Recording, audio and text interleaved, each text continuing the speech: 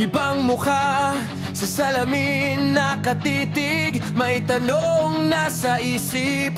Kailangan ko bang magbago para magustuhan ng tao, o mananatili akong ako?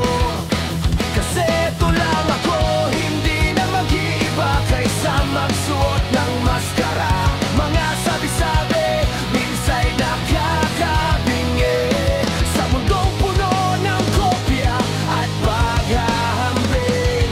Mahirap minsan manatiling matinig. Walang kailangang maskara, walang dapat ikahiya. Ang bawat peklat at bansa ay bahagi ng aking istorya. Ako'y ako, walang hawig, may sariling timpla, sariling kanta, sariling indak, sariling sigla.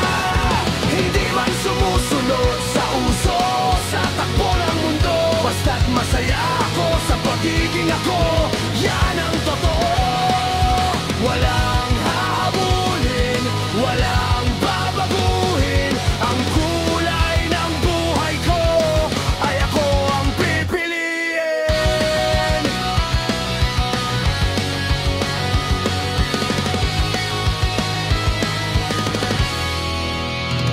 May gusto akong danit kahit luma ng style.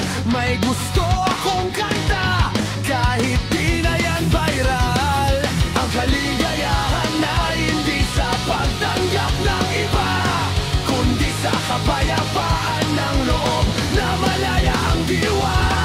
Hindi na ako mag-aaksaya ng oras sa pagpapanggap, dahil ang tunay na ako ay makikita sa pakikisama. Di na kailangang ilantad pa. Walang kailangang maskara, wala nang dapat ikahiya. Ang bawat peklat at bansa ay bahagi ng aking istorya.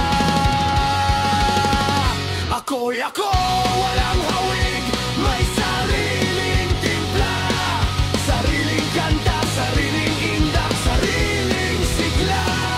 Hindi man sumusunod sa uso, sa takbo ng mundo, basta't masaya ako sa pagiging ako. Yan ang totoo. Walang hahabulin, walang babaguhin. Ang kulay ng buhay ko ay ako ang pipiliin. Minsan nadadapa, minsan nagkakamali, pero bumabangon pa rin at napanatay. Dahil ang bawat pagkakamali ay aral sa buhay. Mas mabuting maging tunay kaysa maging walang saysay. Ako'y ako, walang hawig, may sariling timpla, sariling kanta, sariling